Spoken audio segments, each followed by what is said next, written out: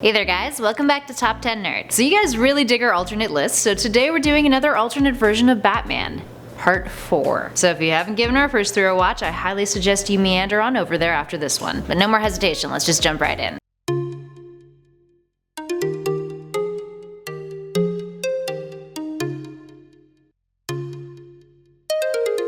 And at number 10 is Atomic Knight Batman. Starting off this list is Earth 17's Batman, from one of the new 52 multiverse Earths. I'm getting all the Fallout feels from this one, guys. So on this Earth, civilization has been destroyed back in 1963 due to a nuclear war. Batman lives in East Gotham's Rad Pit and wears a radiation armor suit, which looks like this and is pretty bad.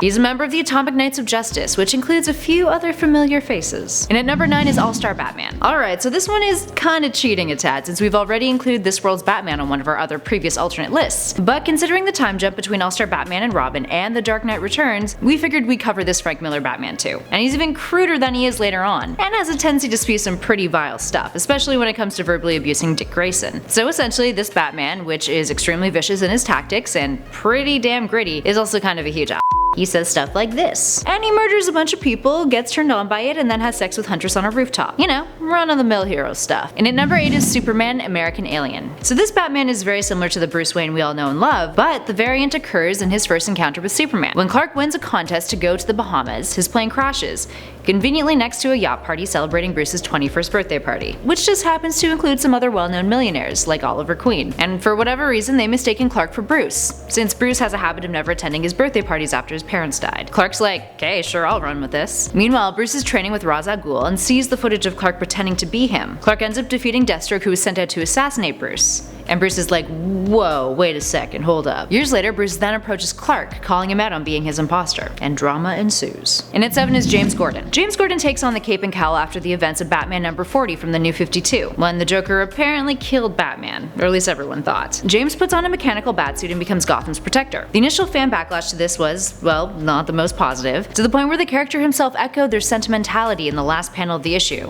where he takes on the mantle, and he says, "I'd like to go on record as saying this is the dumbest idea in the history of Gotham City." And at number 6 is Bat Soldier of Earth 8. Earth 8 is one of the alternate realities post-Infinite Crisis, and its Earth is called Angor. And on Angor there's a law called the Metahuman Act that requires all metahumans to submit to official control or face legal penalties, including some pretty harsh prison sentences. And yes, the Metahuman Act is a parody of Marvel's Superhero Registration Act, in case you were wondering. Bat Soldier works for Monarch, a tyrant on the planet, and has giant arm cannons. And number 5 is DC 1 Million's Batman. This Batman's from the 853rd century, and when an evil criminal had Pluto's prison guards all massacred in front of their children, his parents were killed as part of that. While most of the children who had to watch committed suicide or went insane, he just became the Batman, modeled after the history of vigilantes who donned the Batman cape and cowl before him. And his real identity?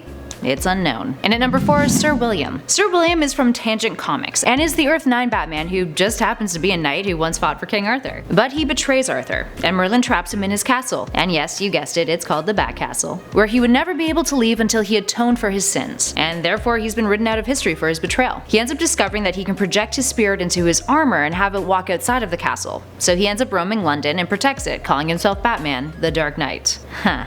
I see what you did there. And at 3 is Batmankov. From Superman Red Son, here we have the Russian Batman of Earth 30. An Elseworlds imprint, he's a Russian terrorist determined to take down the Communist Party out of revenge for his parents getting shot down by a Soviet officer. He attacks Communist Superman and Wonder Woman during the Superman Day celebrations, and manages to trick the Man of Steel and appease to his weaknesses, beating the crap out of him. He almost manages to take him and Wonder Woman down too, but in the process he's defeated, and ends up becoming a martyr that the Russian people use as a symbol of rebellion. And at number 2 is Batmage of Earth 33. So Earth 33 is a magical world where the Dark Knight's parents were murdered by a sorcerer named Cobblepot, who then cursed bats into a world of darkness. In this world of darkness, Batman made himself a master of the dark arts, and ultimately an avenger of justice. This timeline existed up until Flashpoint, which erased it unfortunately, leaving us with just the memory of Batmage. And finally, in at number 1 is the Midnighter.